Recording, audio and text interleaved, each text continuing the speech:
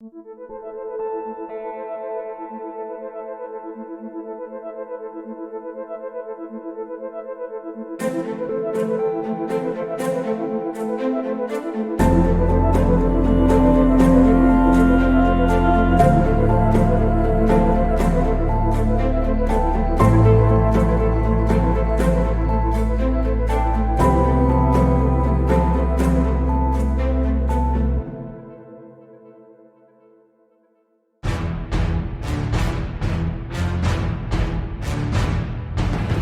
winning?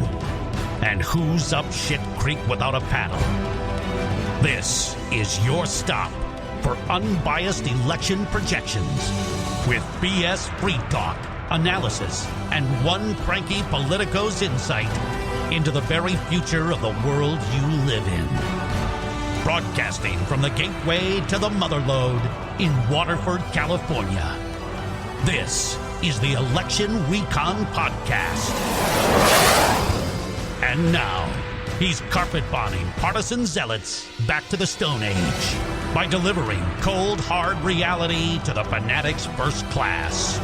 Your host, Army veteran, political operative, and election junkie, Josh Whitfield.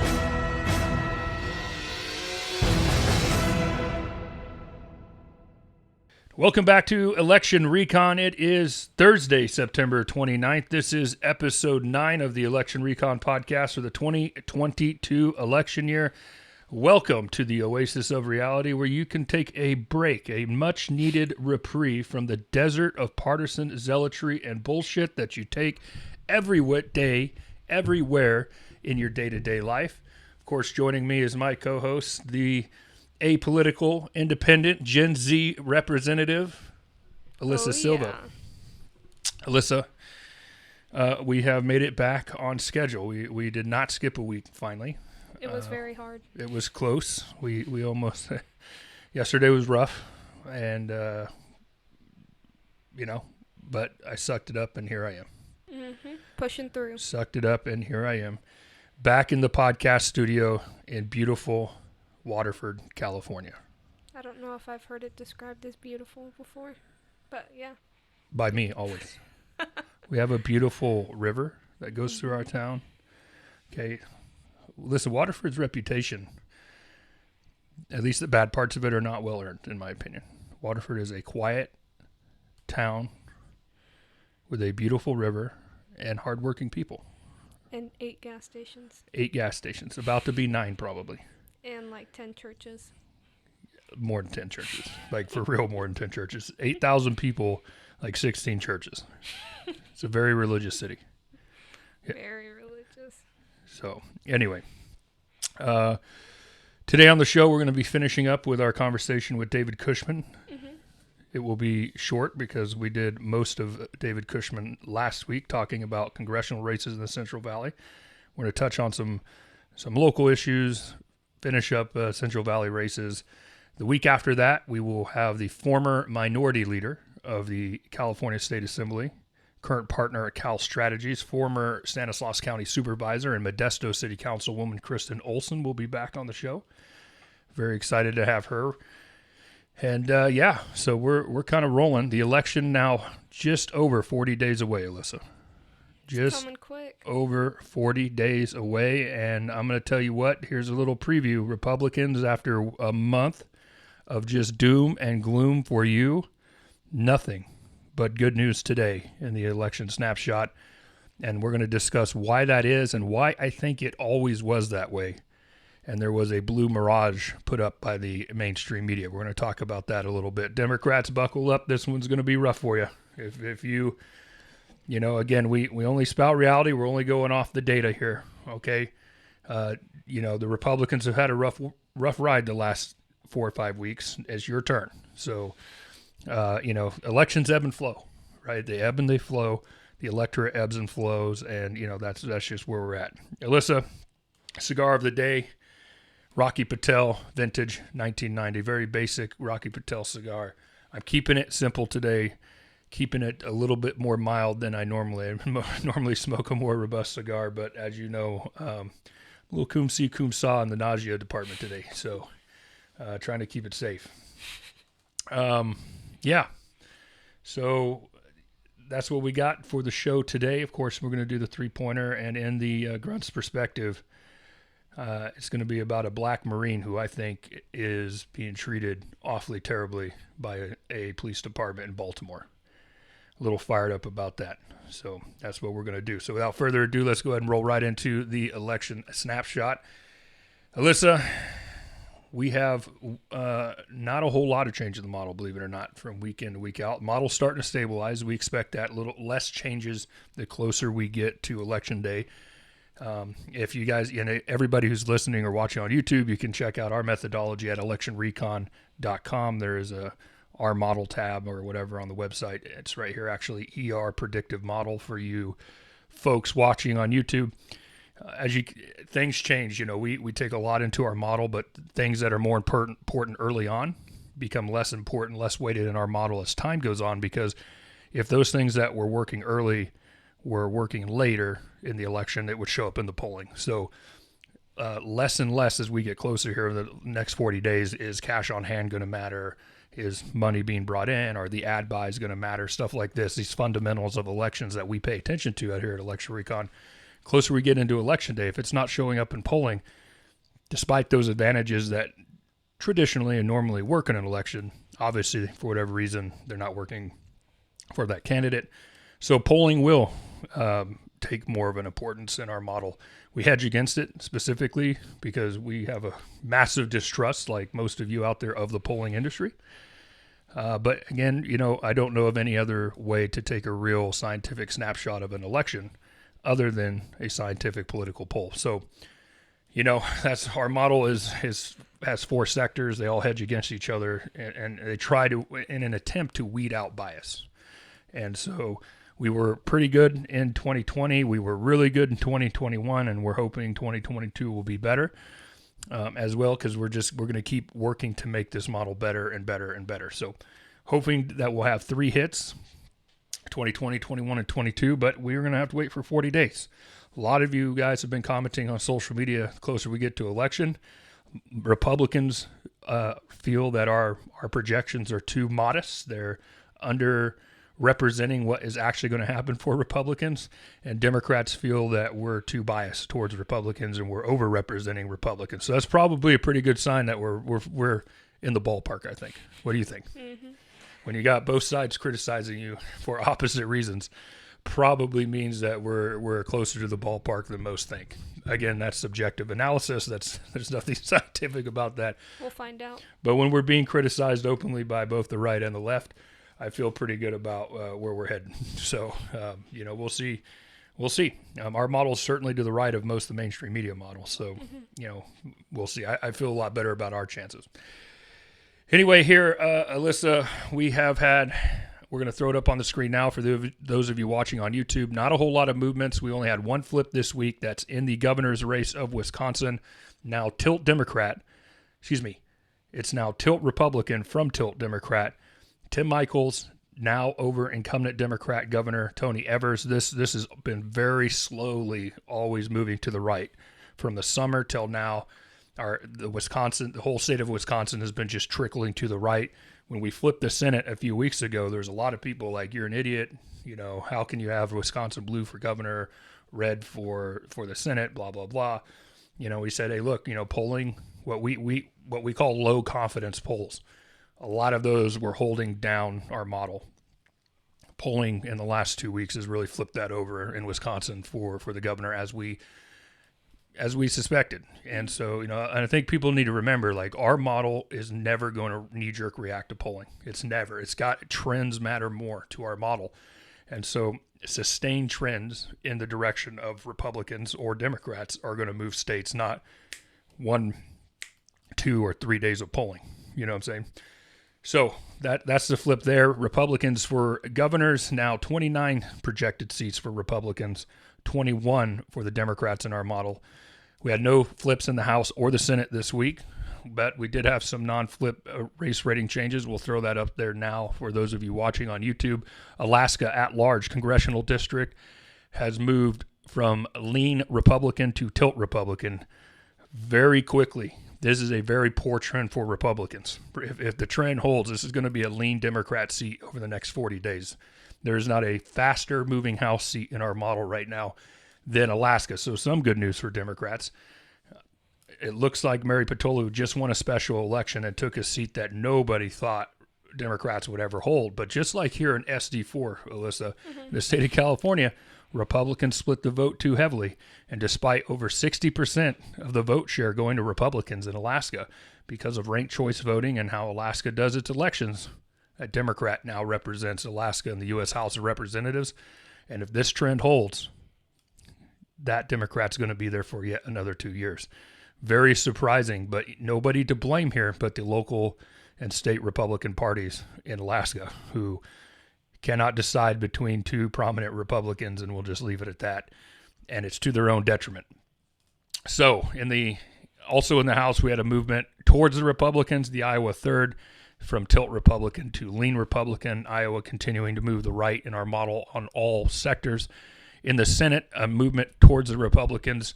The North Carolina Senate race now lean Republican from tilt Republican. And last but not least, a movement towards Democrats in the state of Pennsylvania for the governorship, now tilt Democrat to lean Democrat. A lot of Republicans are going to freak out about that rating change, but the polling's where it is. Polling is not great right now for Republicans in Pennsylvania.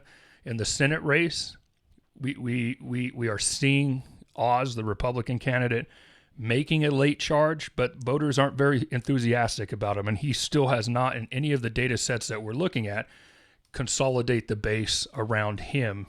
The working class Trump voter has not come home for him yet. So, and the Democrat candidate Fetterman is just horrific on TV. His visuals are not good, and I'm not taking a shot at the guy, but it's showing up in polling. His health concerns, he had a massive stroke. It's just not a good look when the President of the United States this week, Alyssa, we all know it's bad. And I'm not celebrating that fact. And I think far too many Republicans are celebrating the fact that the president clearly has cognitive issues, whether it was a stroke, Alzheimer's, dementia. I don't know what's going on with the president, but obviously he's not all there. That's just the truth. And it was just put on blast this week when he was at an event and he literally called for a dead congresswoman who just died a couple months ago in a car accident, in which he released a statement of remembrance, an honor of her, called for her to come to the stage in front of people, and it's not a shot on the guy. It's sad. Yeah. It's really sad. But the country sees that, and that makes people feel unsafe, right? Like, Rightfully hey, so. the guy who has the nuclear launch codes maybe not know where he is or what's going on. And that is an undertone in this election that people aren't polling that I promise you is affecting Joe Biden's approval numbers. Is a lack of confidence in his ability to lead. And now you have a guy running for Senate in a battleground state. That's very, very important to the future makeup of Congress. Showing the same thing. The guy was on stage this week. He's had so many gaffes. I'm not going to go into all of them. But Philadelphia is a pretty big, football state. You got the Eagles, you got the Steelers, Pittsburgh, Philadelphia. And this guy was on stage and goes, "The Eagles are better than the Eagles." These are just mistakes you can't make in the Rust Belt. And so that race is going to be very interesting moving forward. So we're going to be keeping a close eye on that. Still tilt Democrat in our model. A lot of Republicans feel like it should be tilt red, but our model just really not there yet. And it's really not close yet to flipping. It's closer to lean right now than it is tilt in our model. So let's go ahead and go to the Real Clear Politics generic congressional ballot test. We're going to look at the generic ballot here at RCP. A big swing in progress now. A big swing in progress. Republicans now +1. That's a 2.3% swing towards the Republicans since last week in the generic ballot. But here's why. How I've been harping on what all year long. Registered voting polls versus likely voting polls since Labor Day. Well, finally, everyone's moving to their likely voter screens, and that's why Republicans are up. YouGov has an economist. YouGov moved to a likely voter screen. You got CBS likely voter screen, Emerson likely voter screen. The big poll of the week last week: ABC News, Washington Post, Republicans +5. This is a very, very Democrat-leaning poll in 2020. Had huge misses marginally for Democrats in 2020. They're showing Republicans +5.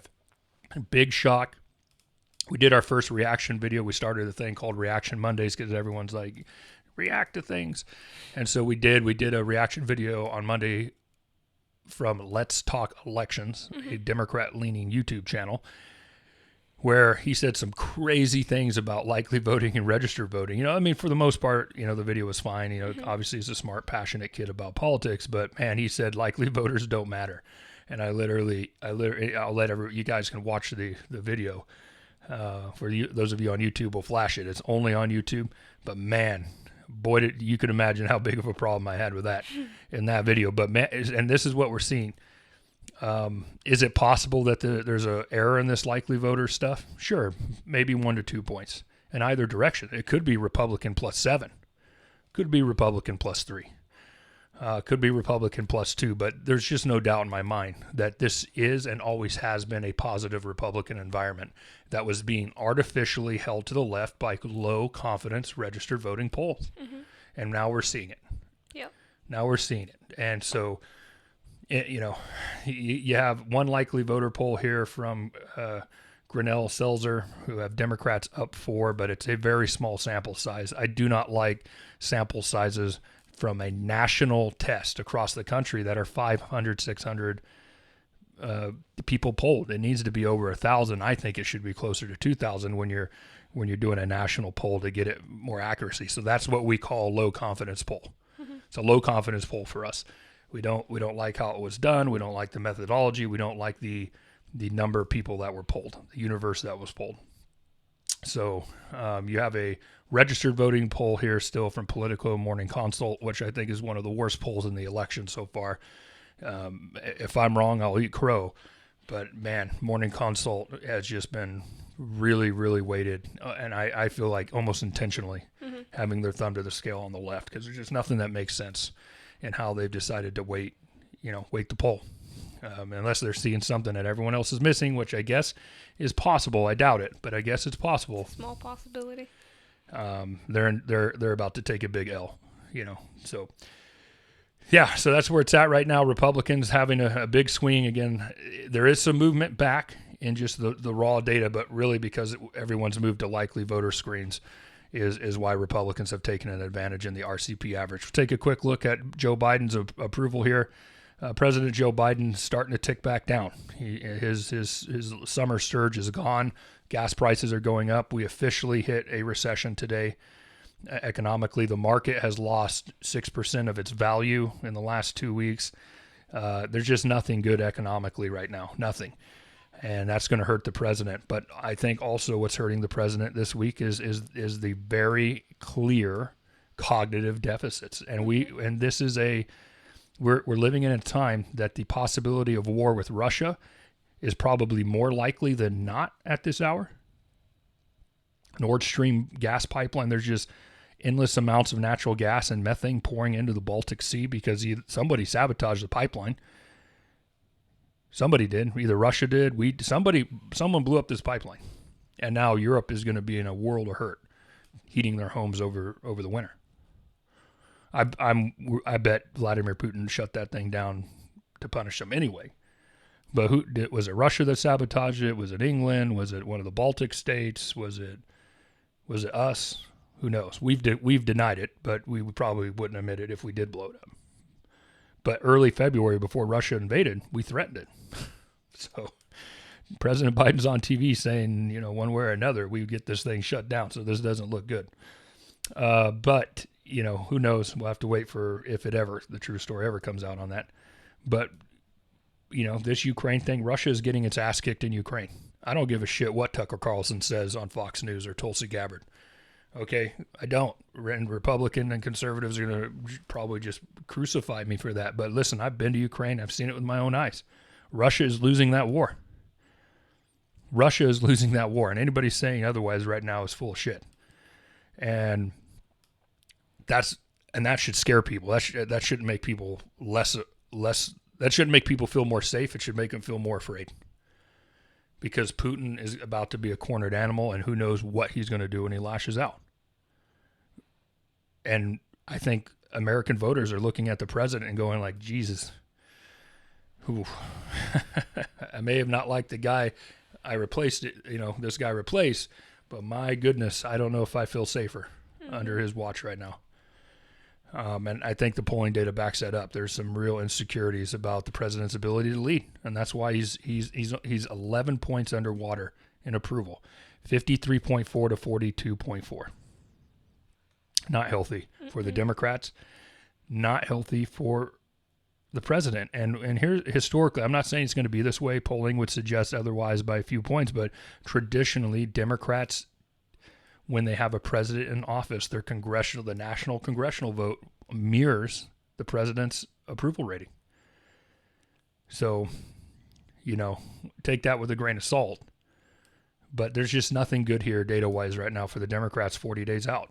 There's just not. And one other thing to point out, Republicans are now outspending Democrats in 9 out of the 10 most competitive U.S. Senate races. That's interesting. Yeah. It's a rough time. Rough time for Democrats. The dream of holding onto Congress is slipping away. There's no doubt about it. Let's take a look at someone who kind of disagrees with us. 538's model. All you guys on the left love it. All you guys on the right hate it. We show it to you again because we want you guys to see all kinds of perspectives. We want you to do your own education and come to your own conclusions. We're not afraid of being wrong. We're also not afraid of calling other people out when they're wrong. Some slight improvement here by a couple of points in the in the 538 forecast for the Senate. Democrats now a 69% chance to hold on to the Senate. And that has moved slightly, but folks, you have to understand what this means. It's more statistics in the sense of basically what 538 is saying here is give or take a couple of percentage points. Democrats have a 2 and 3 shot of holding the Senate, and Republicans have a 1 and 3 shot. Is pretty much what this is showing here. And anybody who plays poker professionally is going to tell you a 33% hand that you might bet on that big to score. So I'm just saying. A lot of people see these numbers and they're like, oh my gosh, this 538 is just guaranteeing a Democrat victory. That's not what they're saying here. The word slightly is in there for a reason because of the statistic, but they're saying 2 out of 3 times Democrats hold on to it, and their simulations from their model, 1 in 3 times Republicans take it. We feel that is weighted much too far to the left, but that's where they're at, and they could be right and we could be wrong, so we'll have to wait and see. Let's take a look at their House forecasts. Republicans pretty much right where they were. They keep bouncing from like 69 to 70 in 100. Pretty similar situation in the House, but just flipped in the Republicans' favor. So they're saying Republicans have a 2 and 3 chance of winning the House, 1 in 3 chance for the Democrats. We strongly disagree with 538 here. We believe that's much, much higher. I mean, we believe it's almost a guarantee that Republicans take the House, even on a terrible night. Remember, they only need 4, 5, 6 seats to flip out of 435 races. And they have that almost by redistricting alone before we even get out of the gate. So we disagree strongly with 538 here, but we'll have to wait and see. Taking a look at Big Data Poll and their generic ballot, no updates, but Rich Bears did say this week on his show that they're going back into the field on this, and they hope to do this 1 or 2 more times. In his statewide polling, he is showing a slight increase for Republicans in the generic ballot.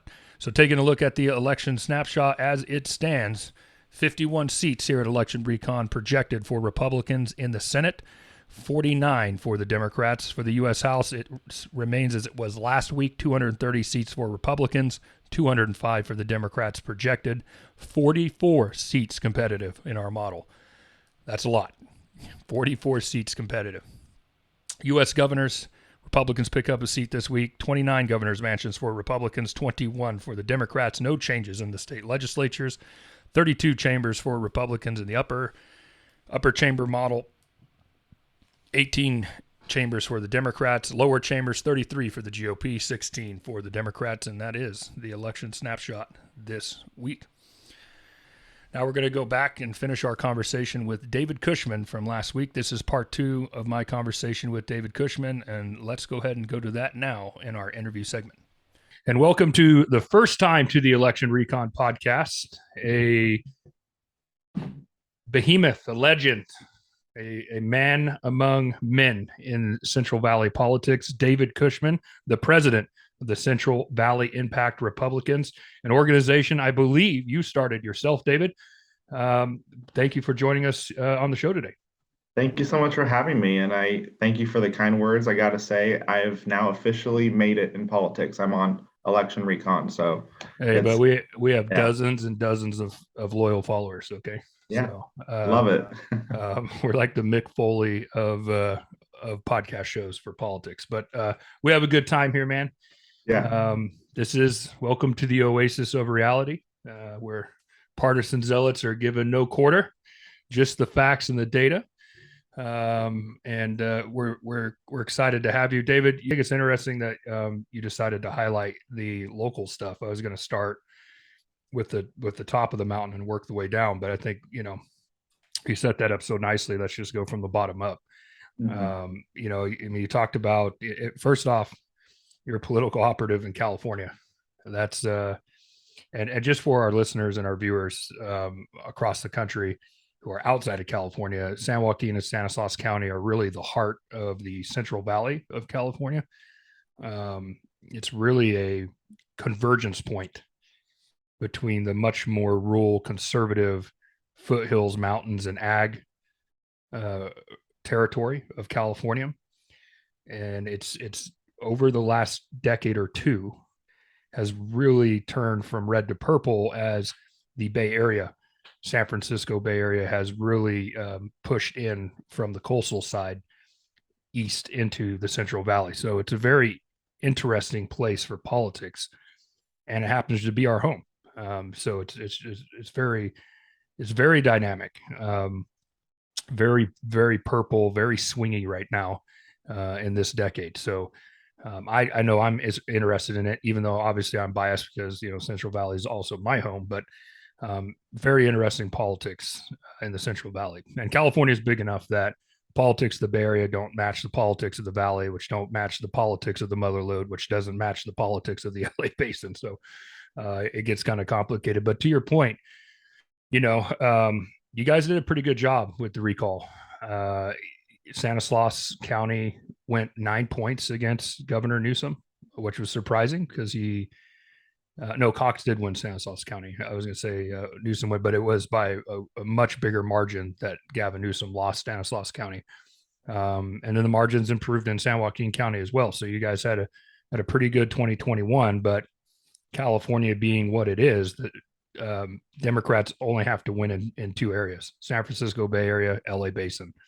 There's so much population there that those 2 areas alone, while geographically not very big in such a huge state like California, they dominate proportional politics in California. Would you agree with that? Yeah, I agree with that. And even I'll say this: when I started working on the Cox campaign, it was described to me that running for governor of California really is like running for president of France. This population is very similar. There's so many people. There's just massive. The state is massive, and it's just. I just when I heard that comparison, I was like, I never thought about it, but it really is the case. So I do agree with you.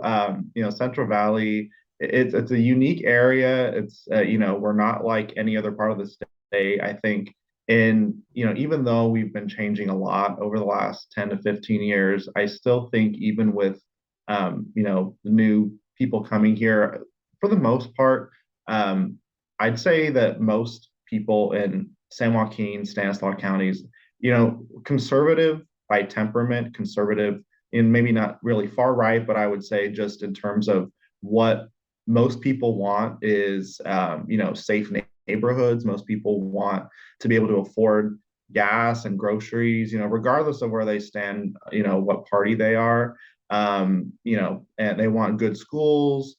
They want a safe place to raise their families. And so I think just naturally, I think, this area is conservative. So it's just a matter for the Republican Party to be able to capitalize on that and say, hey, we're the party that shares your values and wants to make sure that, we make the Central Valley a place that you want it to be. So yeah, I don't. there's a lot of opportunity for us here. Yeah, it's interesting that you put it that way. I don't know if I completely agree. That it's conservative in the sense of the political definition of conservative. I tend to think that the data shows it very much more moderate. And I think the election results locally over the last 10 years have really shown it. Both with the exception of because I go off voting records, really. I don't, I mean, you and I both work in politics. We draw copy points all the time. Our job's to spin things in the real world to put our clients in the better light, and that's the job, that's the industry. But I mean, this is the land of Condit, Cardoza, Radonovich, Denham. Yeah, I just don't know if the data supports conservative in the political term, but I would say common sense. I would say, the Central Valley median income is among the lowest in the state.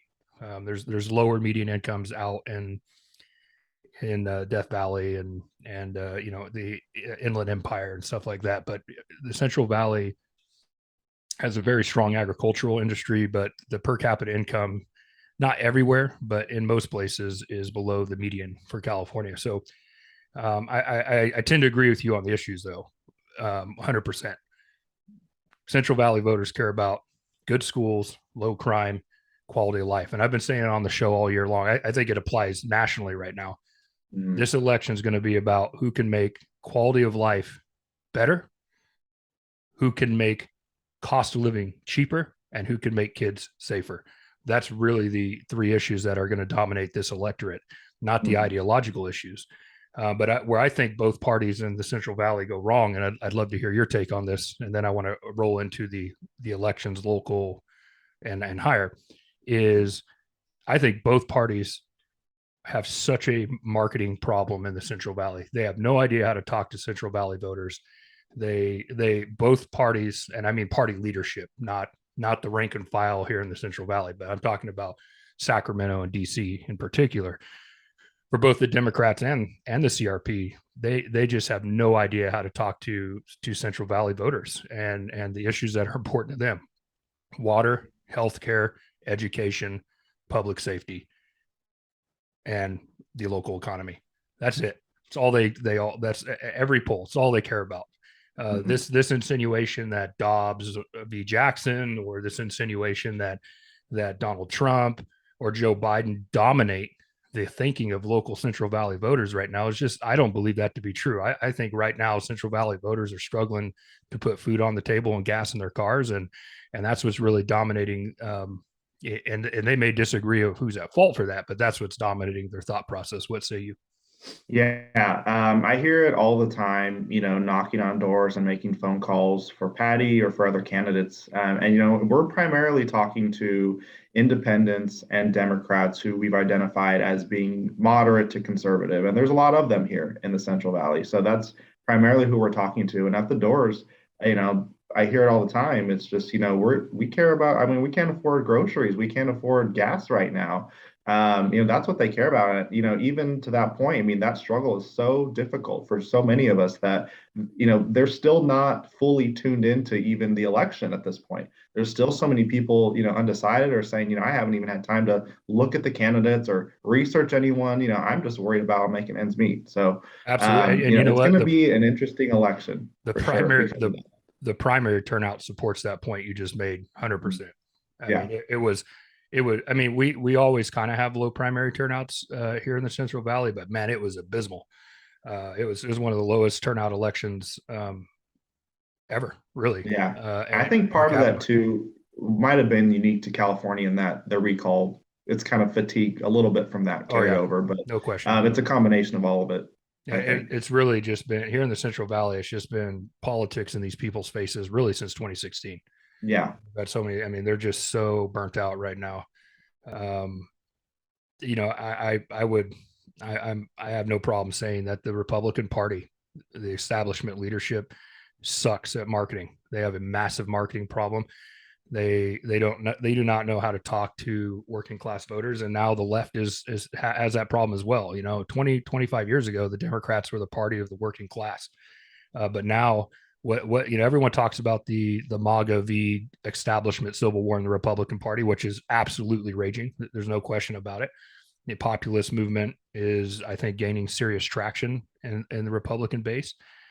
But the Democrats have their own civil war. That's environmentalism versus labor, and environmentalism is the natural enemy to labor. There's a lot of industry workers, oil field worker, hard hat labor guys who have shifted. I think labor's up for grabs, despite what the union bosses are, and where the union money goes. I think there's enough empirical evidence to suggest that nationally, at least, union members it may be, instead of 80-20, it may be closer to 60-40, and Republicans are gaining every cycle with these working class voters because they're being pushed out of their jobs.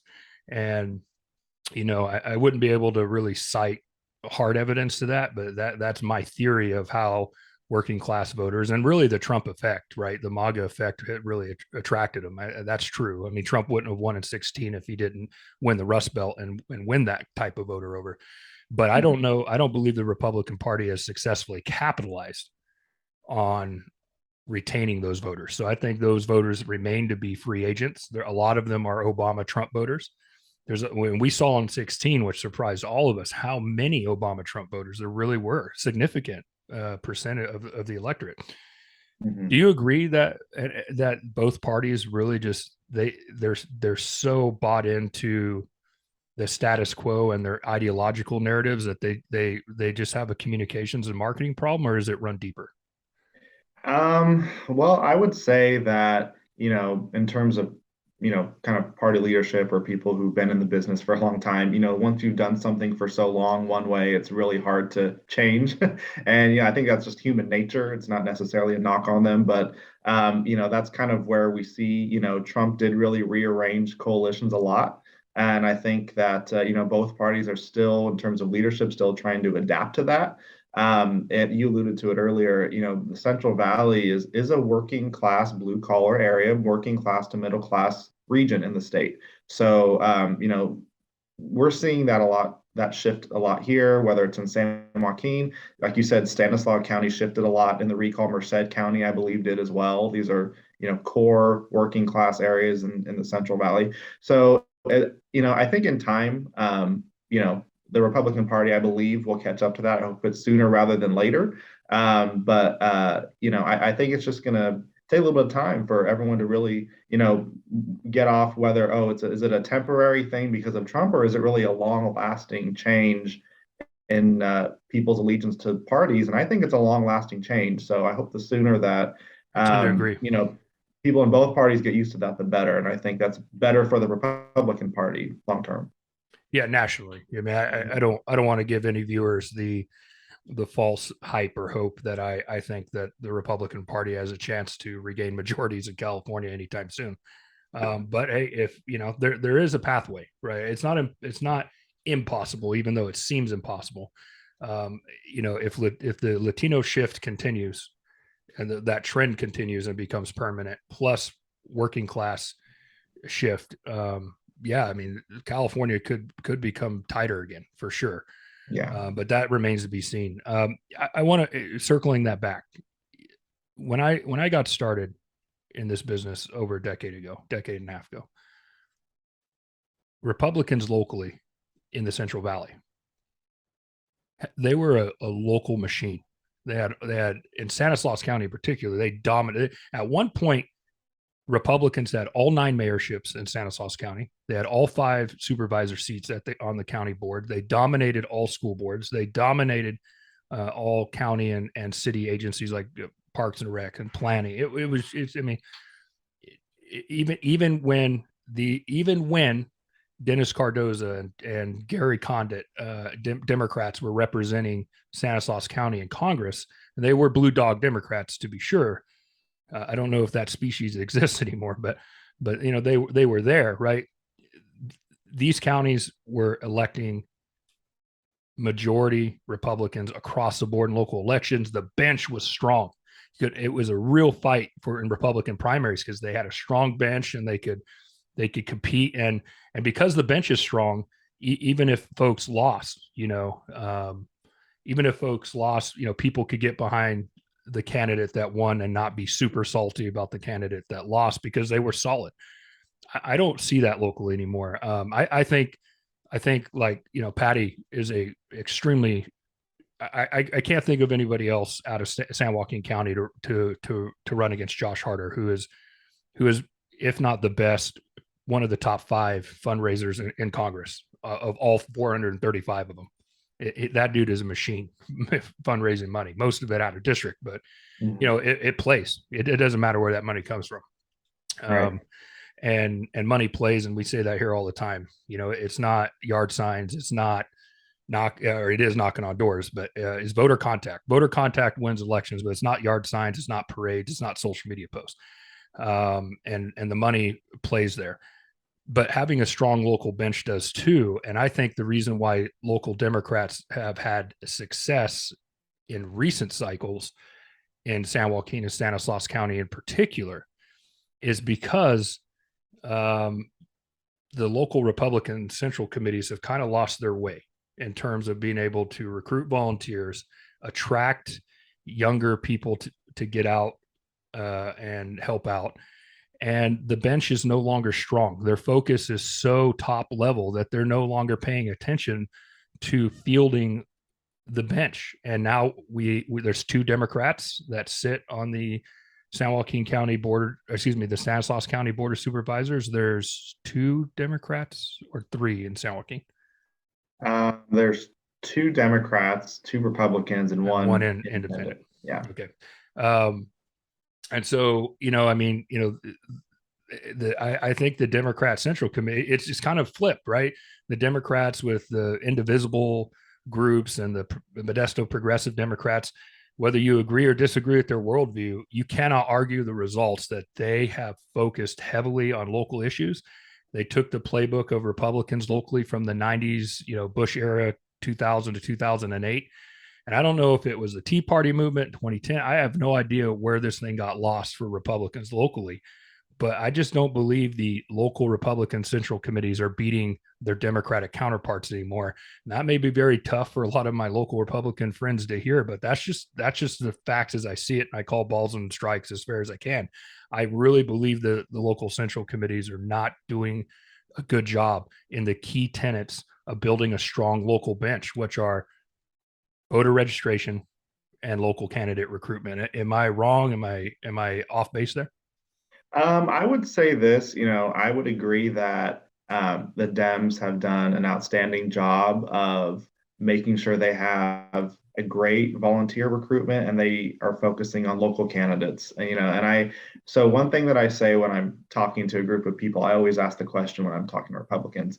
I always ask, does anyone know the very first public office that Gavin Newsom ever held? And most people say mayor, or, it's like, no, before he was mayor, he was actually a commissioner for the Parking and Traffic Commission of San Francisco. And most people don't realize that. And I say that to elaborate the point that, these local offices that no one really never heard of, these individuals can get appointed, and yes, they can be governor or congressman or an assemblyman within 10 to 20 years. So it really does matter for many reasons, but especially that one, to make sure that we are really focusing on those offices as Republicans. So, I do think that, one area where I would really love to see the local parties spend more time focusing on is recruiting volunteers, and that requires year-round operations, right? I mean, we can't just show up, a month before a primary or a couple months before an election and kind of build an infrastructure from scratch every 2 years. I mean, that just doesn't work. And also the mentality, of I've seen it around different places of, it's every candidate for themselves. So, everyone's on their own. It's like, well, that doesn't always work. And I know as kind of Republicans, we tend to think of be more individualistic, and that kind of goes with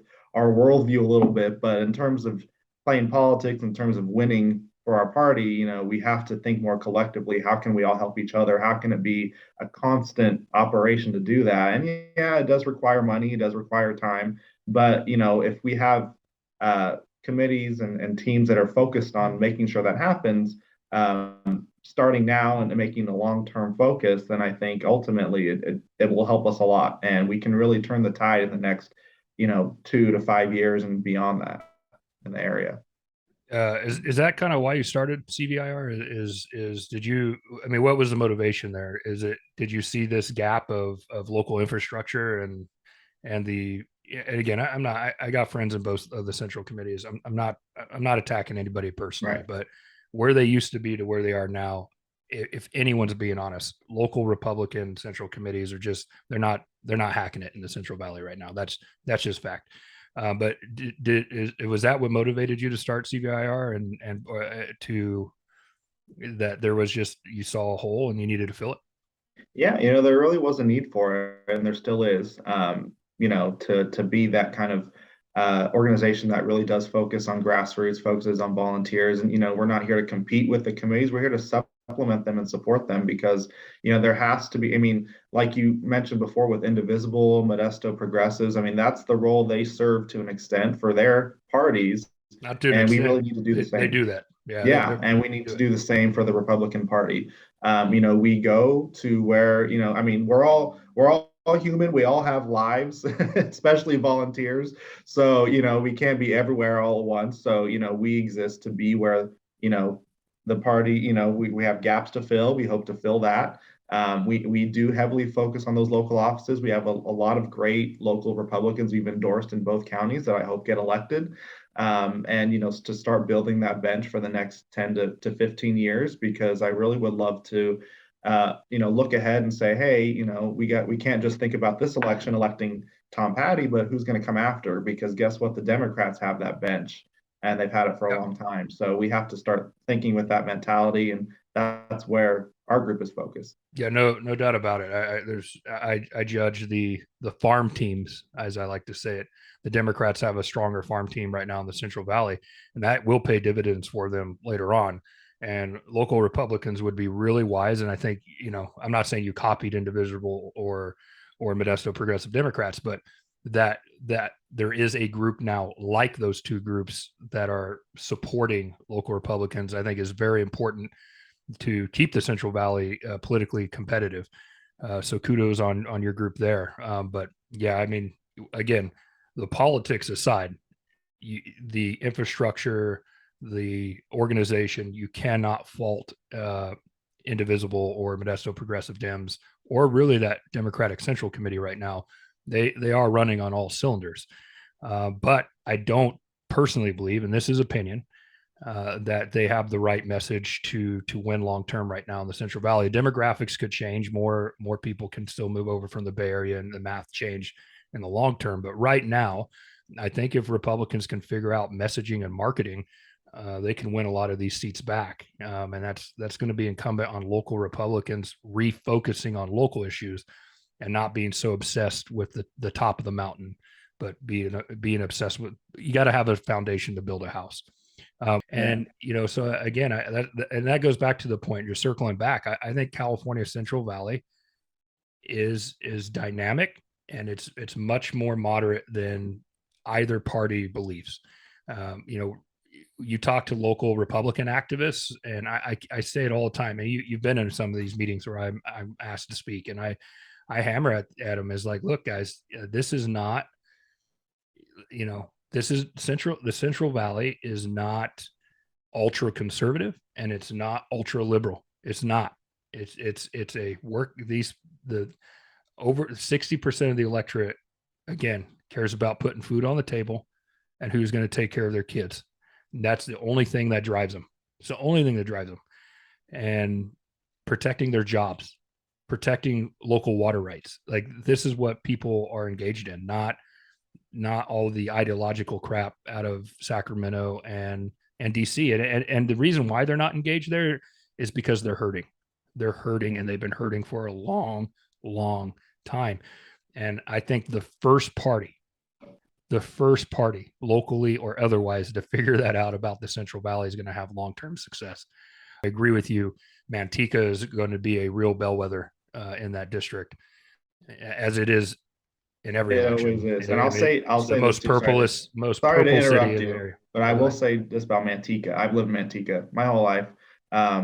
It's changed so much, but I will say about it always is a bellwether. And just going back to the last two governor's races in 2018, I believe Newsom won by about 100 votes or 200 votes in Manteca, and then the recall prevailed by about 100 votes in 2021 in Manteca. So we are a swing city and in a swing district. So just got a shout out there to Manteca. We are a bellwether for sure. Well, listen, I think a lot more media folks should be paying attention to these Central Valley races. I do not agree that the generic ballot nationally right now is in the Democrats' advantage. It's overwhelmed by registered voter polls. There's no reason to have RV polls without likely voter screens in after Labor Day. I believe that the mainstream media is doing that because they know it's a Republican advantage right now, and they're driving narrative, and it'll be very interesting. And I think people are focused on other races that they think will be close.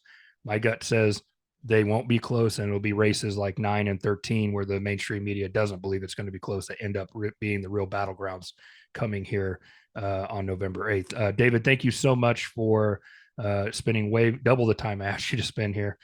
We may have to break this up into two parts, but you may be on the podcast twice because we may have to break this up in two parts. But I think it's critical. And I didn't pick these two races today because this is our hometown area. In terms of the pathway to a significant majority for California, for the Republican Party, the four races I mentioned are really going to determine. They're going to be a thermometer of Republican, how big the wave is going to be, so to speak. So I appreciate you giving me your time, my friend, and thank you for joining us on the podcast today. Thank you so much for having me. It was great to spend my morning with you. Thanks, buddy. Thanks. Take care. And welcome back. That was my finalizing the last parts of my conversation with David Cushman. David, again, we appreciate you for giving us the time. Sit down and talk Central Valley elections and politics with us.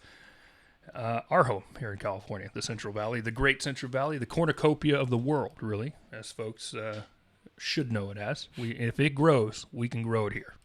No doubt about that. Alyssa, we're going to go ahead and go right into the Grunt's perspective. And once again, I'm fired up because a veteran is getting screwed. A United States Marine, one of my brothers in arms. Mm-hmm. Marine veteran Lloyd Muldrow. This guy travels from Virginia to Baltimore, mm-hmm. has a legal concealed carry license in Virginia. My understanding is it was not legal for him to carry that weapon across state lines. I don't know completely the law here. I really don't care. Because there's the letter of the law, Alyssa, and there's the spirit of the law. You know what I'm saying? Mm-hmm. When police officers pull a car over going 100 miles an hour, and then they realize there's a pregnant woman whose husband's trying to rush her to the hospital, do you think cops write that a ticket, or do you think they get them to the hospital safely? Yeah, get them to the hospital. Right? There's spirit of the law, and there's letter of the law. Mm-hmm. And when leaders and law enforcement professionals this is... We have got, this is insane. This man, this Marine veteran, Lloyd Muldrow, mm-hmm. went to go visit a friend at a club in Baltimore, social club, mm-hmm. where one of his friends was being pistol whipped. Blood everywhere. Pistol whipped by an armed assailant. And this Marine did what all good Marines, all good soldiers, all good Samaritans do. And he jumped in to save his friend. Mm-hmm. He jumped in to save his friend, subdued the attacker, held him down until Baltimore police arrived. And shame on you, Baltimore PD. Shame on you. Disgusting. Absolutely disgusting. Absolutely disgusting what you did. This man, honest with police, good Samaritan, by all accounts, by all witness accounts, saved his friend's life from certain death in this situation, which means the man they subdued had the intent to kill. Saved a man's life. Even on police body cam footage, the police admitted it on the scene that guy saved his friend's life while they were arresting him for carrying a firearm. Wow. The good guy with the gun arrested after subduing an armed attacker. How does that make sense? I mean, what the hell are we doing? I hope black activist groups stand up for this Marine veteran. I hope this isn't. I want to see this black Marine be defended as vehemently by black civil rights activist groups as any criminal who was killed by police, rightfully or wrong. I'm not trying to get into that debate. I'm just saying, what do I hate more than anything? A hypocrite. This is outrageous. This is outrageous. And I mean, my goodness gracious. This guy saves a life and for his trouble Gets arrested. is sent to jail.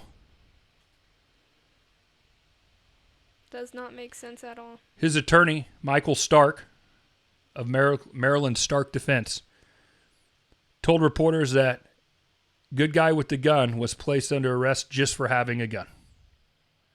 This guy could have been cited and released. This guy, like Maryland, could have still, which dumb as hell. Screw whatever prosecutor's going to take this to court. Screw whatever prosecutor's going to take this to court. This is shameful. This is shameful. This guy served our country honorably. This guy still in his elderly age. You know, I'm guessing he's 50, 60 based on the look of him. Mm-hmm. Still is a boss and takes care of business without hesitation. I'm telling you what, I am personally given to this guy's legal defense. I hope this guy kicks Baltimore, Maryland authorities all over the justice system. I hope the Supreme Court uses this case to once again strike down unconstitutional concealed carry laws in this country. Mm-hmm.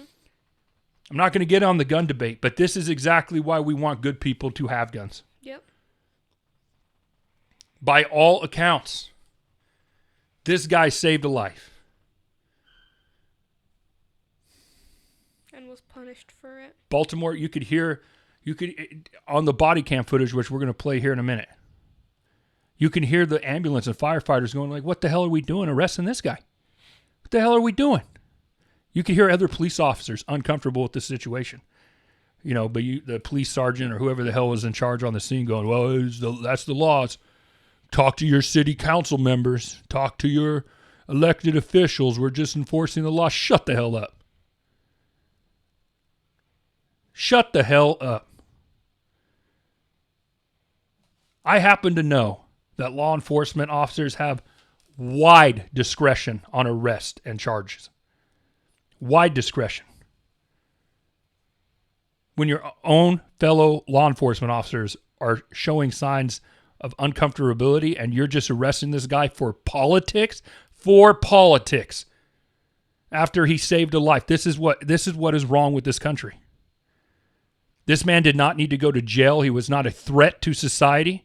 He could have been given is a misdemeanor. It was a misdemeanor. It's not even a felony charge. You could have just writ him a ticket and a summons and said, you're going to have to show up to court and explain yourself because this is the law and you broke the law by bringing this gun into Maryland or whatever the case may be. And I'm only like 80% sure on the gun laws in Maryland. So, you know, folks, take that with a grain of salt. But my point is this man did not need to go to jail. This is outrageous. They did it just to humiliate him and make it a point because he is a gun holder. Mm-hmm. He's a gun owner. That's all this was about. Shame on Baltimore police. Shame on them. It's not right. Shame. You want to cause problem between the veteran community and the law enforcement community, which 9 out of 10 times are allies, you just at fraternal order of police, you just you pissed off the veteran community today. You better call your union bosses in Baltimore and get their shit together. Because I'm going to tell you right now, if this guy goes to prison, I promise the veteran community is going to...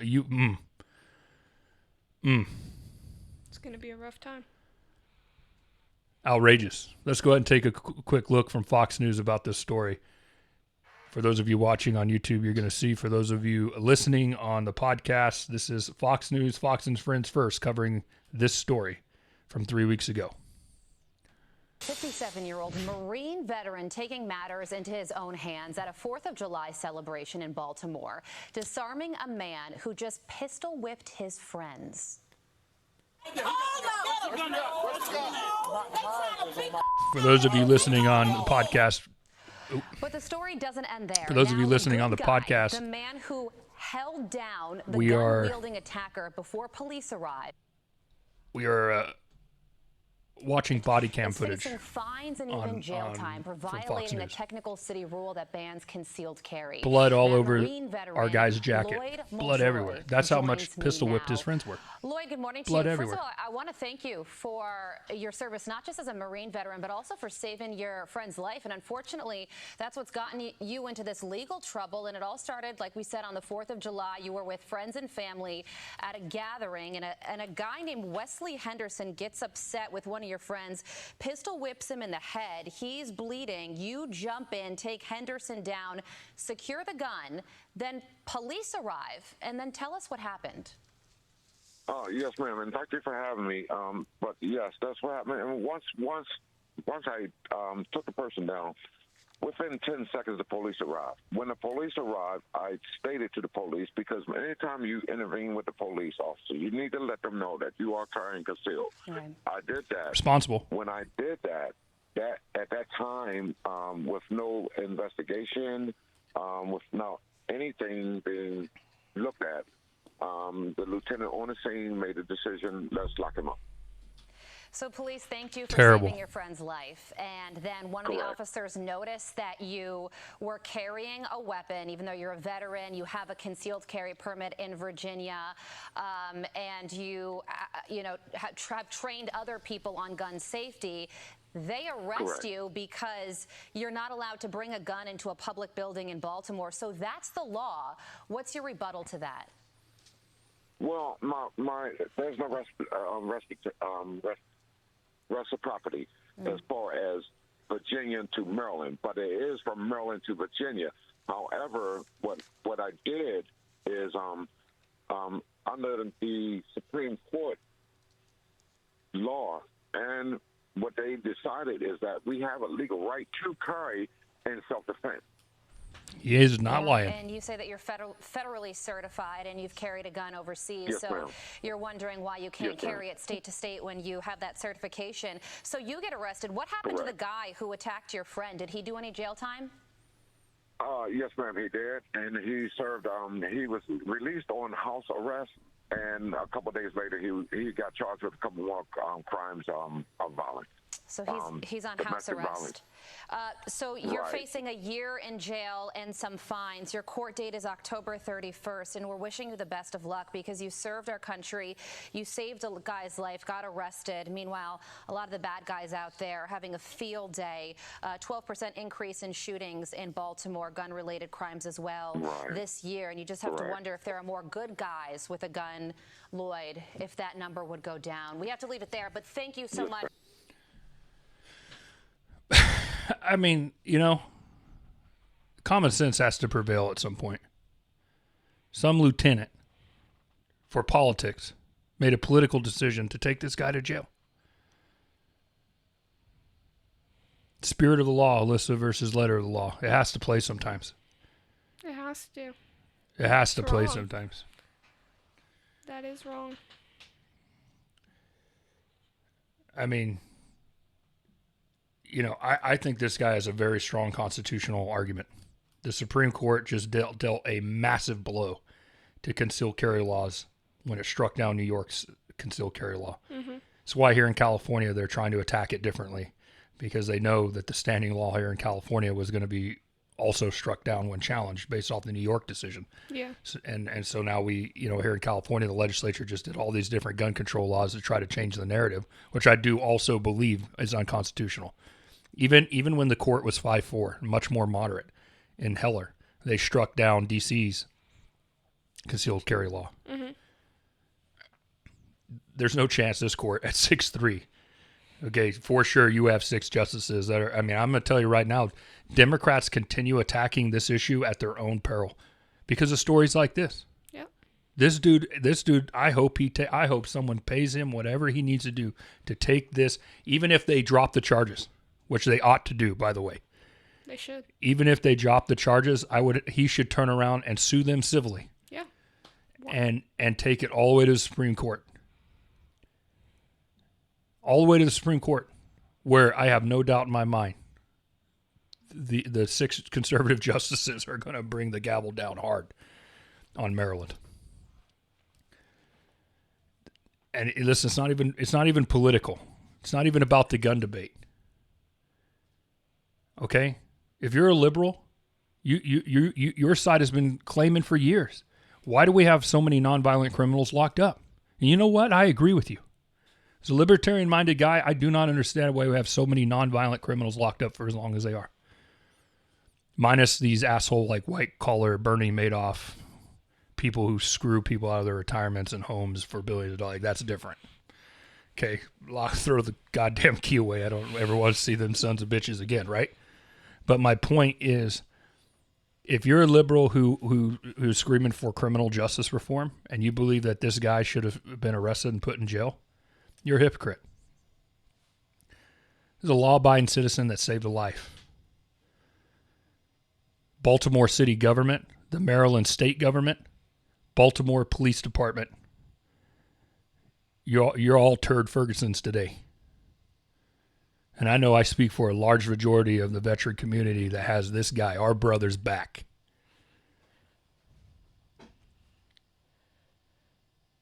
I'm thinking about flying out there just to sit in the courtroom and support this guy. That's how fired up I just cannot believe this guy who honorably served the country, who saved his friend's life, who has a federal permit, by the way. That's for like security guards that do money drop and all this stuff, and then this guy is trusted so much with a firearm by the federal government he can carry at the airport and overseas, carry his weapon internationally and interstate.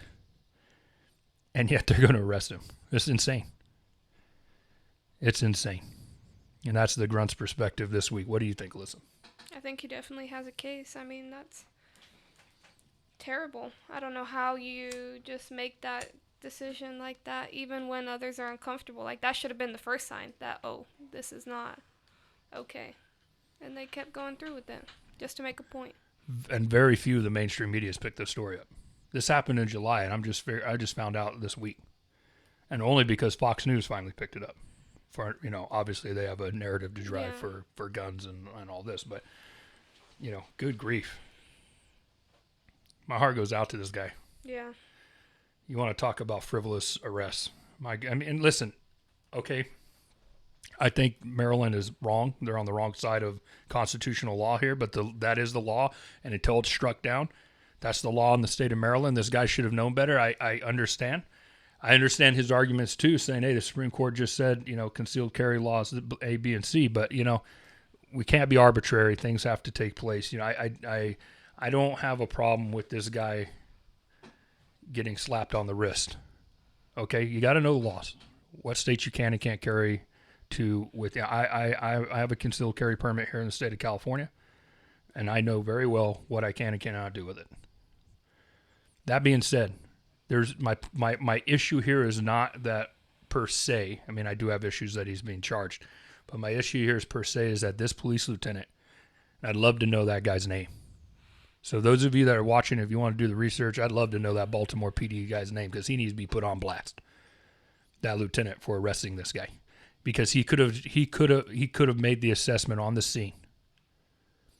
Okay, this guy broke the law. I got to do my job. I believe my job is to enforce this rule, but I don't need to drag this guy's ass to jail. Was it because he was black? I'd like to know the answer to that question. I'm sure it wasn't.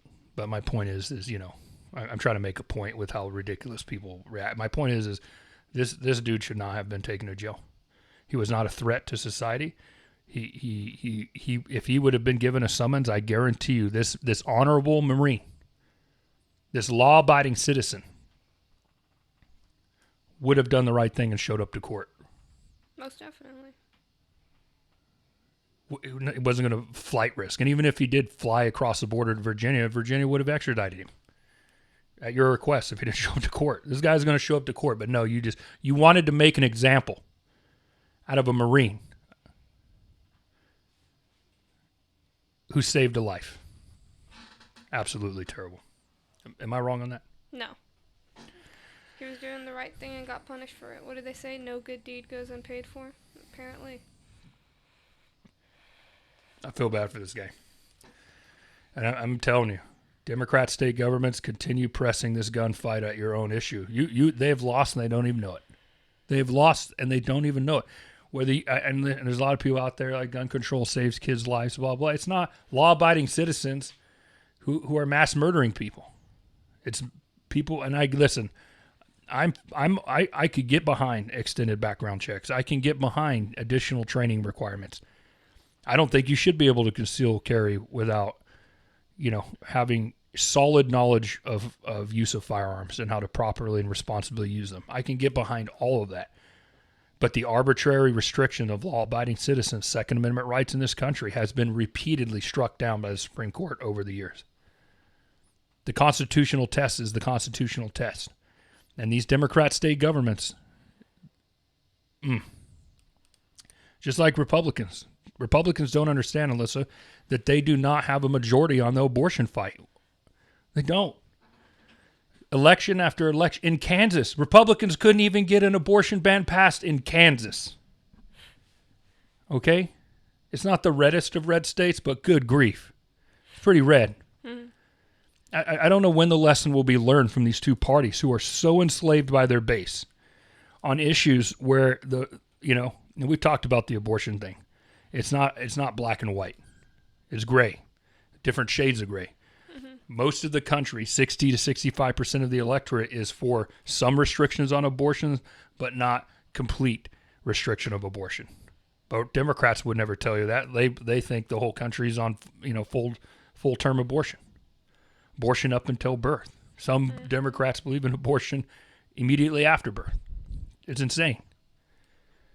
And then you have Republicans who believe that the majority of the country is with them on no abortion whatsoever. Whatever your religious views or your personal beliefs, the electorate is where the electorate is at. And 60% of the electorate is not with really either party on the abortion issue. But they won't talk about that because it doesn't play into either side's narrative. It's the same thing on the gun thing. 65% of the country is going to get behind more background checks, more mental health checks. You know what I'm saying? Training. Those are all reasonable things, but both parties are unreasonable. That's right. What forces people to be in the middle. I mean, they're so hell-bent on fighting each other that they don't even look at the electorate, it feels like. Oh, it's so frustrating. But you said it right. I mean, you're very apolitical, so that's why I like getting your opinion. That's why instead of Lauren, who's shy, camera and microphone shy, by the way, and Jeff, who's just insane. I don't want like another Republican on the show with me. That's not good for discourse. You're apolitical. You're a true independent. What do you think of the law that had this guy arrested? You think that's a reasonable and fair law? That you can't carry across the state, or what was it? Yeah, he's a law-abiding citizen who has federal permit and a state permit, and he carried his weapon across, I think he should have been fine. I mean, he did break the law, but then again, you don't need to take it to an extreme either. Let me ask the question a different way. Mm-hmm. Knowing that there are trained, law-abiding gun owners out there who conceal carry, does that make you feel safer? Honestly, I really don't know the answer to this question. Does that make you feel safer, or does that make you feel less safe? It makes me feel safer because a lot of the times people with the concealed carries are doing the right thing. I mean, you don't go through all of that training and get the concealed carry for no reason.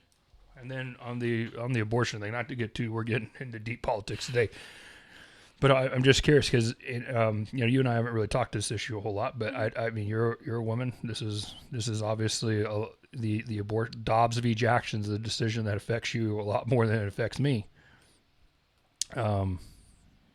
You know, I think it's safe to say that I could share that you're also Catholic. For full transparencies, Jack Catholic.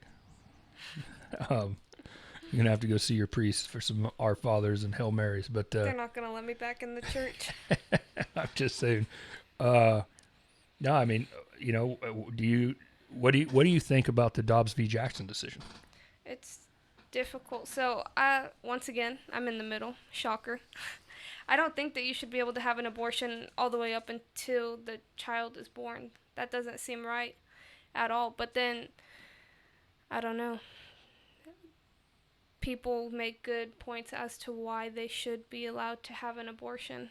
So I'm somewhere in the middle. I personally... Do you believe, you know, rape, incest, yeah, I mean, stuff like that, abortable, assault? That is forced upon them, and if they're not ready for a child or they can't take care of a child, and I know that the foster system's messed up. Oftentimes when they go into the foster system, it's a lot worse. Yeah, you know, I think that's a fair point.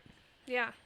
You know, you know I'm pro-life, but I also think, you know, pro-choice people will turn around and rightfully attack the right and religious right in the sense of, okay, who's going to take care of this child? Who's, you know, A, B, and C, and everyone has like a vague 30,000-foot answer. But I mean, we see the meat getting made. Mm-hmm. You and I both know the foster system across this country is a disaster. It's almost a danger to kids in many cases. It is. And so, if you're going to be pro-life, I think you have to step up and provide the necessary services for orphaned kids or abandoned kids, or, you know what I'm saying?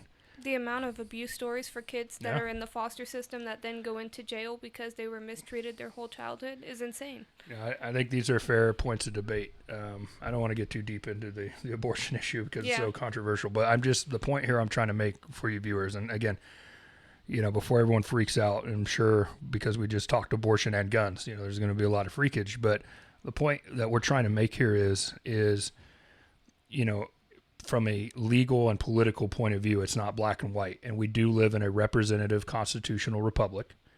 Okay. That's our form of democracy. I get comments all the time. We don't live in a democracy. Yes, we do. Okay. We do. And here's where people they don't get it. Like, you know, I'm a bourbon drinker. All bourbon is whiskey, but not all whiskey is bourbon, right? Bourbon has to be done in the great state of Kentucky. If it isn't done in Kentucky, it's not a bourbon. Yeah? Mm-hmm. Okay. But all bourbons are whiskey. Like all scotches are whiskey, but not all whiskey is a scotch. Not all whiskey is a bourbon. And so my point is, yes, we live in a representative democracy, constitutional republic. That is all true, but it is our form of democracy. It's not a pure democracy, but we have democracy in it. There's votes. The people vote to elect their leaders who then vote on the laws. Okay? The point here I'm trying to make is whether the religious right or the most secular left wants to admit this or not, the bulk of the nation is not with either one of them on these two issues. Nope. And they just keep pushing it because they feel like it's the thing to really turn people to them. But they're just pushing more people to the middle. It motivates their base. It motivates fundraising. You know, in primary elections from the right and the left. Listen, it's really hard to be a pro-choice Republican and win in most districts in this country as a Republican. Really hard to be a pro-life Democrat and win in most districts in this country. The same thing is true for guns. It's a little bit more geographically muddled with guns, but these are like one-issue voter litmus tests, and so people have to play ball if they want to be elected. It's ridiculous. So, you know, where does the real responsibility lie? With these leaders or with we the people? I mean, we do get the government we deserve. 100% of the time we get the government we vote for, and whether you like it or not. And so I think the first party that figures out where the majority of the country is on these issues, and they're difficult issues. I'm not, they're morally difficult issues. I'm not denying that, but my goodness, My goodness, It's hard. Yeah. Anyway, this guy should not have been arrested. Let's go to the three-pointer segment. The three-pointer segment is where you get to write into the show. You can email us at electrecon, elect singular, recon@gmail.com, or through the website on the Contact Us tab. Here's another thing. If you email us, you must give us your city and state, or it won't be accepted. So we're getting a lot of folks emailing in now, and they're not, we got to have a first name, city, and state. If you give us your full name, we take your last name out. City and state, city and state, city and state on the email. Or you can DM us at social media, and that is at Election Recon on Twitter, Instagram, and Facebook, or YouTube. You can comment in the YouTube section, and we will choose 3 of your pithy comments each week. Just because we don't use your comment this week, we reserve the right to bring it up in another week. Alyssa, let's go to question number 1. Number 1 says, no one has a turnout model, and no one is going to know what the electorate is going to be like. You are stupid and fake. From Craig A. in Riverside, California. Well, we're back to swinging, huh? It's always the Californians. We're not very kind. Well, I just think our audience is bigger in California than anywhere else. But what was the name again? Craig. Okay. We'll see you on Election Day. Hey, Craig, if we're wrong, you can come back and just kick us in the ass. We'll take it. Okay. Our stuff's not fake. Our model, you could find our methodology at electionrecon.com under the ER predictive model tab. It's all there. It's data-driven. It is what it is. If it's wrong, we'll own it. If we're right, we're going to take our victory laps. A lot goes into it. We were right in 2020. We were right in 2021. We feel we're growing in confidence about our model in 2022.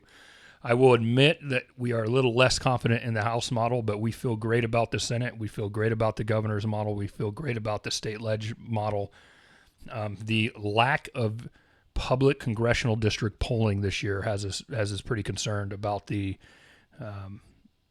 overall accuracy of our House model, but we're still confident enough that we think we're going to be within 10 seats one way or the other. So that being said, dude, I don't know what else to say. Thanks for writing in. Next question. The next says, thank you for caring about the accuracy and margins in polling. All of the big fish like Cook, 538, and NYT all say it's just about vote share and margins do not matter.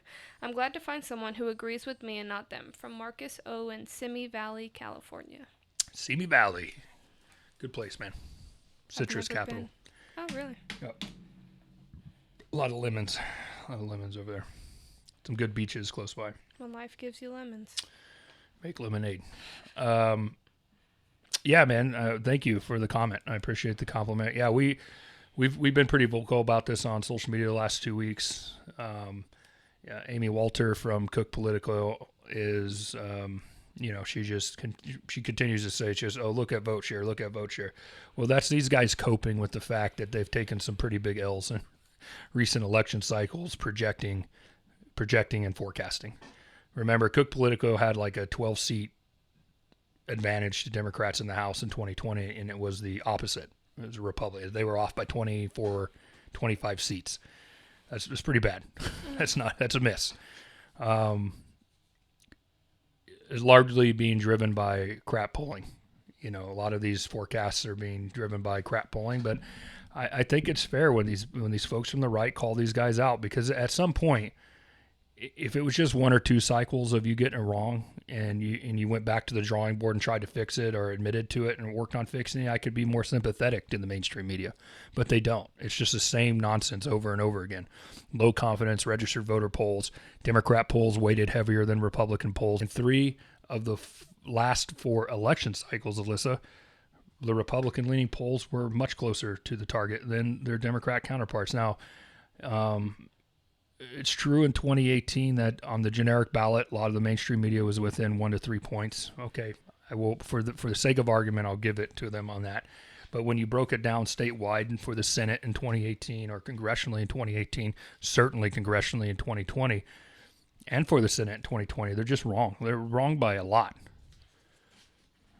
They're wrong by a lot. For instance, I mean, the biggest eyesore of the 2020 election was an ABC Washington Post poll out of Wisconsin that showed Donald Trump losing by 13 to 16 points. He lost by 0.6%. That's a huge miss. You screwed up. Own it. Quit coping and quit obfuscating. And listen, margins matter for accuracy. Mm-hmm. I tell everybody all the time, listen, it's whether you call a state or a district right or wrong, to me is less important than how close did you get to the final result by margin. That's where we get our accuracy rating for the polls. How close were they to the results in the margin? And I do agree with Amy Walter from Cook Political and these other mainstream folks. Vote share does matter too. We take a look at that in polling. Did they get the vote share right? That mattered. They both matter. And the mainstream media side, the Democrat side of this, needs to quit coping and obfuscating. Margins matter for accuracy. Actual projections and versus the results matter. So does the vote share versus the results. Quit being silly. Just own it. Like the polling industry has got to get back to just trying to get it right and remove the politics from it. Okay, it's cancerous and it's screwing up the industry, screwing it up. Lack of confidence drives Republican conspiracy theories about election fraud. And you're wrong more often than you're right. Mainstream media, fix it. Fix yourselves. Next question. What do you think is the high end for Democratic change in the Senate, and what is the worst case for Democrats this year for the Senate? From Oinksters from YouTube. Oinksters from YouTube. I think that's right. Okay. I'm understanding the question as what do we think the ceiling is going to be for the Democrats in the Senate? What do we think the floor is going to be? Yeah. Okay. I think. Oinksters. Yeah, I mean, listen, when we account for margin of error, and there's so many Senate races that seem to be close and tilting, if you look at our model, we can see it 52, 53 seats in favor of the Democrats on the high, maybe a very, very small mathematical possibility of 54 seats at the very high end, and that would have to be a pretty big polling error against Republicans, like over-representing Republicans, underestimating Democrats to get there. Certainly not impossible, but it's not likely, I think, right now. And I think the low is 48, 47 seats for the Democrats. If Republicans sweep the competitive seats, they're looking at probably 53 seats in the Senate, and I feel more confident about a Republicans winning 52, 53 seats than I do the Democrats right now. And so does our model. Barely, but our model, that's why we have the Republicans up 50 to 53% chance. It's a toss-up. Our model says Senate is a pure toss-up right now. And I think the polling and all the fundamentals and the data point to that. So I think this ceiling, there's a higher ceiling for Democrats in the Senate than Republicans, but that ceiling is far less likely to be reached in this current environment. And I hope that answers your questions. So, Alyssa, any final thoughts? Nope, I got them all out. Well, hey, we appreciate you guys joining us. Next week, Kristen Olson, former minority leader of the California State Assembly, former county supervisor and city councilwoman, current partner of Cal Strategies, will be on the podcast. I'm looking forward to having a discussion with her. We're gonna change tune a little bit, and I really want to talk about bipartisanship and the lack of it with Kristen Olson next week. I want to talk about, is there a time, because she grew up in politics at a time where people talk to each other a little bit more. Mm-hmm. And you know what I feel in this country, a lot of our problems internally are failure to communicate with each other. And so I'm very interested in getting Kristen Olson's thoughts on that. Episode 10 will be a big one. It'll be a great episode. Make sure you like, subscribe, share below. Our subscribers grow each and every week. We're gaining about 1,000 subscribers a week. It's awesome. Our social media has been taken off. So we do really appreciate it. But folks, please like, subscribe, share. You can find this podcast pretty much anywhere you can find podcasts: Stitcher Radio, iHeartRadio, Apple Podcasts, everywhere. I can't name them all. They asked me to name them all. Someday I'll write them all down. But pretty much wherever you can find a podcast, you can find this, the Election Recon Podcast. Of course, you can find us on YouTube and at social media at Election Recon. That's Instagram, Twitter, and Facebook. Yeah, but we appreciate it. Thanks for sitting with us. We'll be back next week. That's Alyssa. I'm Josh. This has been episode 9 of the Election Recon Podcast.